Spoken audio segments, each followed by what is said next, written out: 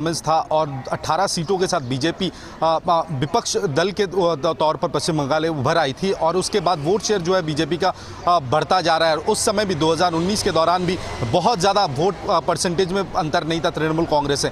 BJP इस बार उम्मीद कर रही है कम से कम 25 से 30 के आसपास जो सीट्स है वो उन्हें मिल सकती हैं, लेकिन एग्जिट पोल भी कहीं ना कहीं इशारा ऐसा ही कुछ कर रहा है कि 22 से 25 या 26 के बीच जो सीट शेयरिंग जो सीट्स है वो बीजेपी को मिल सकते हैं। लेकिन कांटे की टक्कर अगर कहें इस बार 3-4 सीटों में कांटे की टक्कर है। अगर देखा जाए बैरकपुर में, उत्तर कोलकाता में, इन इलाकों में काफ़ी ज़्यादा कांटे की टक्कर मानी जा रही है। हुगली में कांटे की टक्कर मानी जा रही है। आसनसोल, बर्धमान और दुर्गापुर, इन सारे क्षेत्रों में कांटे की टक्कर मानी जा रही है। हालांकि ये कहा जा रहा है और मैंने खुद भी दौरा करके देखा है, उत्तर बंगाल की जो स्थिति है, उत्तर बंगाल हमेशा से बीजेपी का गढ़ रहा है। तो पिछले बार उत्तर बंगाल की सारी सीट बीजेपी के पक्ष में गई थी और इस बार भी लग रहा है बहुत ज़्यादा हेरफेर उत्तर बंगाल के रिजल्ट्स में नहीं होगा, क्योंकि वहाँ बेरोजगारी एक बहुत बड़ा मुद्दा है और वो बेरोजगारी मुद्दे को लेकर ही बीजेपी इस बार मैदान में उतरी थी और कहीं ना कहीं लोगों का भी जो कॉन्फिडेंस है वो बीजेपी के साथ दिखाता। लेकिन अभिषेक बनर्जी आगे चल रहे हैं अपनी सीट से।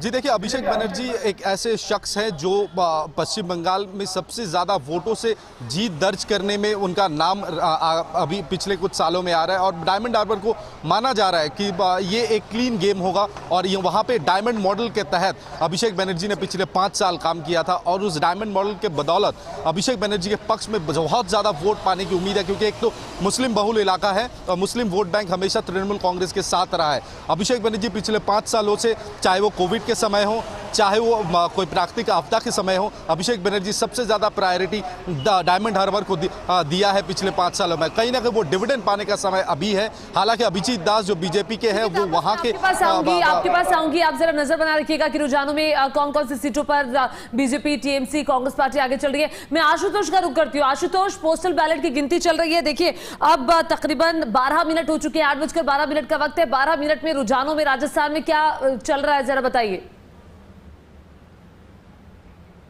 चलिए ठीक है, अभी जुड़ते हैं उनसे और उनसे भी हम बातचीत करेंगे, तस्वीरें भी देखेंगे।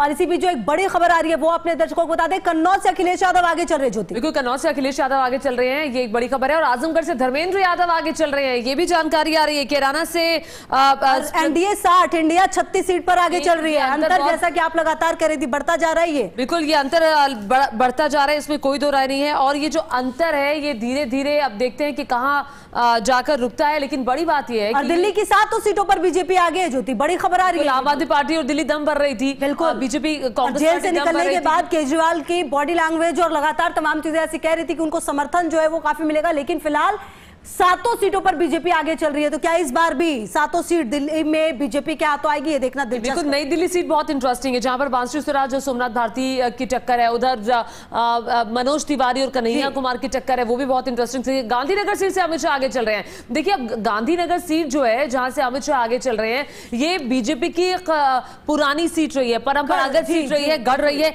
लेकिन वहां पर कांग्रेस पार्टी की तरफ से सोनल पटेल चुनाव लड़ रही है। सोनल पटेल अब गुजरात महिला कांग्रेस की अध्यक्ष रह चुकी हैं और यहाँ पे मार्जिन कितना होता है, बात इसकी बीजेपी कर रही है। और देखिए, गांधीनगर से गृह मंत्री अमित शाह आगे चल रहे हैं, जबकि गोरखपुर सीट की भी आप बात करें तो यहाँ से रवि किशन आगे चल रहे हैं। लखनऊ से राजनाथ सिंह आगे चल रहे हैं। राजनाथ सिंह भी बीजेपी के वरिष्ठ नेता हैं, लखनऊ से जो आगे चल रहे हैं। और यहाँ पर भी बीजेपी की कोशिश है कि बड़े अंतर से जीता जाए। ये बड़ा अंतर जो है जिसका जिक्र बार बार गांधीनगर सीट के लिए और लखनऊ सीट के लिए बीजेपी कर रही है, कि बड़ा अंतर कितना होगा ये देखने वाली बात होगी। बिल्कुल, तो तमाम सीट जो है उनके धीरे धीरे अब देखिए रुझान जो है वो हम आपको बता रहे हैं, कौन आगे चल रहा है कौन पीछे चल रहा है वो भी बता रहे हैं। और एनडीए देखिए 65 पर आगे चल रही है, जबकि इंडिया 39 सीटों पर, जबकि अदर्स की अगर आप बात करें तो 13 पर। तो लगातार ये जो आंकड़े हैं वो बदलते हुए नजर आ रहे हैं। बहरहाल ये आंकड़े कितने नतीजों में वीवीआईपी सीटें हम बता रहे हैं। यूपी की वीवीआईपी सीट लखनऊ की सीट है, जहां से राजनाथ सिंह चुनाव लड़ रहे हैं। मैनपुरी से डिंपल यादव आगे चल रही है। कन्नौज से अखिलेश यादव आगे चल रहे हैं। याद होगा आपको कि कन्नौज में ही सुब्रत पाठक ने पिछली बार डिंपल यादव को हराया था। बिल्कुल,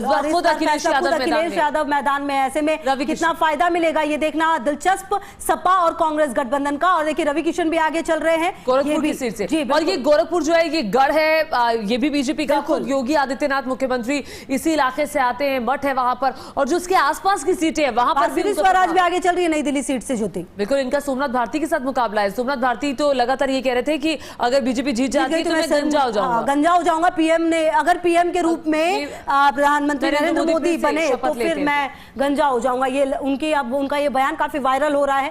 हालांकि देखिए इस तरह के बयान कोई नई बात नहीं है। सोमनाथ भारती पिछले कई सालों से बहुत एक्टिव रहे हैं। मनोज तिवारी भी आगे चल रहे हैं नॉर्थ ईस्ट दिल्ली से। नॉर्थ ईस्ट दिल्ली की सीट जो है ये एक हाई प्रोफाइल सीट बन गई थी। कन्हैया कुमार कांग्रेस पार्टी के टिकट पर यहां से चुनाव लड़ रहे थे और खुद उन्होंने इनवाइट किया था सुनीता केजरीवाल को, अरविंद केजरीवाल को। उन्होंने वहां पे रोड शो किया और खुद कन्हैया के लिए राहुल गांधी ने वहां पर रैली की जाकर के। अब देखना होगा कि यहाँ पर क्या होता है। लेकिन कुल मिलाकर पोस्टल बैलेट अभी जो खुले हैं उसके रुझान है। अब देखिए 128 सीटों पर रुझान सामने बिल्कुल। और देखिए रुझानों में एनडीए आगे चल रही है। कुल मिलाकर अगर आप देखें अभी के जो फिलहाल जितने भी रुझान आ रहे हैं उसके मुताबिक इंडिया गठबंधन 41 पर दिख रही है अभी फिलहाल।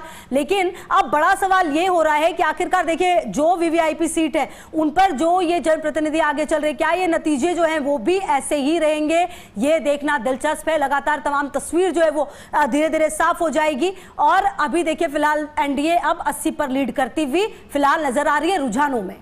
बिल्कुल 80 पर लीड करती हुई एनडीए नजर आ रही है और उससे आधे पर है इंडिया गठबंधन 41 सीटों पर। और ये वीवीआईपी सीटों का हाल भी हम आपको दिखा रहे हैं। मुरादाबाद सीट से बीजेपी आगे चल रही है। दक्षिण मध्य मुंबई से राहुल शेवाले आगे चल रहे हैं और ये नीचे आपको हम लगातार सीटों के बारे में बता रहे हैं। अब देखिए कन्हैया कुमार अभी पीछे चल रहे हैं। ये दिल्ली की एक वीवीआईपी सीट है, हाई प्रोफाइल सीट है। कई सारे दिग्गजों की किस्मत का फैसला आज ईवीएम में कैद होगा। मैं आपको बता दूं कि कुल 8,360 उम्मीदवार है जिनकी किस्मत का फैसला ईवीएम में कैद हुआ है और अब नतीजों का वक्त है। आप देखिए